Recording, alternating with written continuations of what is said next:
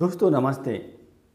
दोस्तों आज का टॉपिक का विषय ये है कि आपके मन में कौन सी विषय वस्तु आ रही है और उसका आपके जीवन में बहुत बड़ा रोल होता है।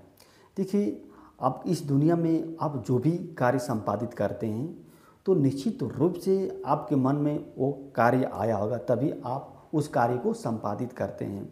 जैसे अगर मान लीजिए डॉक्टर बनना है तो आप डॉक्टर तभी बन पाएंगे जब आपके मन में डॉक्टर से संबंधित विषय वस्तु आएगी। अगर आपके मन में डॉक्टर से संबंधित विषय वस्तु नहीं आ रही है तो इसकी संभावना ज़्यादा है कि आप डॉक्टर नहीं बन पाएंगे। अगर आपको इंजीनियर बनना है तो आपके मन में इंजीनियर से संबंधित विषय वस्तु आनी चाहिए, तभी आप जाके इंजीनियर बन पाएंगे। ये तो कोई हो ही नहीं सकता है कि आप जो भी कार्य कर रहे हैं वो मन में ना आया होगा। तो आपके मन में कौन सी विषय वस्तु आ रही है, इस पर आपको केयर करना चाहिए। अगर आपके मन में कोई निगेटिव विषय वस्तु है, लगातार रहती है, कई दिनों तक या कई महीनों तक रहती है, तो इसकी संभावना ज़्यादा है कि आप उस निगेटिव विषय वस्तु को आप एग्जीक्यूट करेंगे, संपादित करेंगे।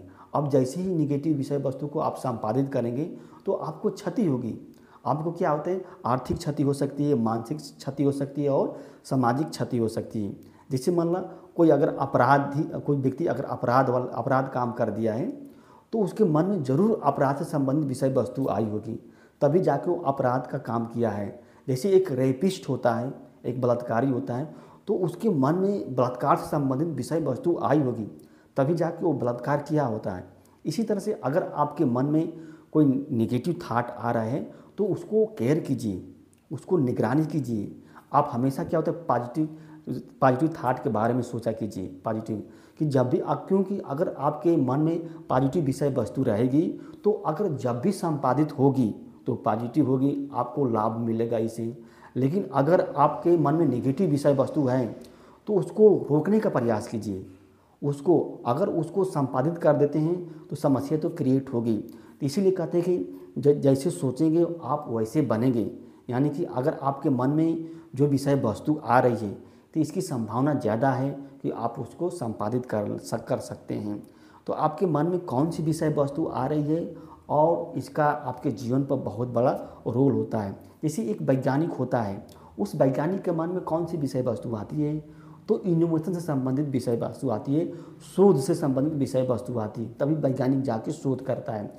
एक लेखक होता है, उसके मन में कौन सी विषय वस्तु आती है, लेखन से संबंधित विषय वस्तु आती है। एक लेखक जो होता है कहानी लिखने से पहले अपने मन में उस कहानी को लिख देता है।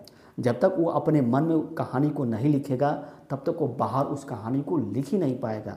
इसलिए अगर आप शादी करना चाहते हैं तो आपके मन में शादी से संबंधित विषय वस्तु आनी चाहिए। अगर आपके मन में शादी से संबंधित विषय वस्तु नहीं आ रही है तो आप शादी कर ही नहीं पाएंगे। सबसे पहले मन में शादी करना पड़ेगा, तब जाके आप बाहर शादी करेंगे। इसी तरह से जो भीतर है ना, अगर आपको जो भी कुछ बनना है तो सबसे पहले आपको मन में बनना पड़ेगा। आपको अगर आप मन में नहीं बन पाते हैं तो इसकी संभावना कम है कि आप बाहर बन पाएंगे।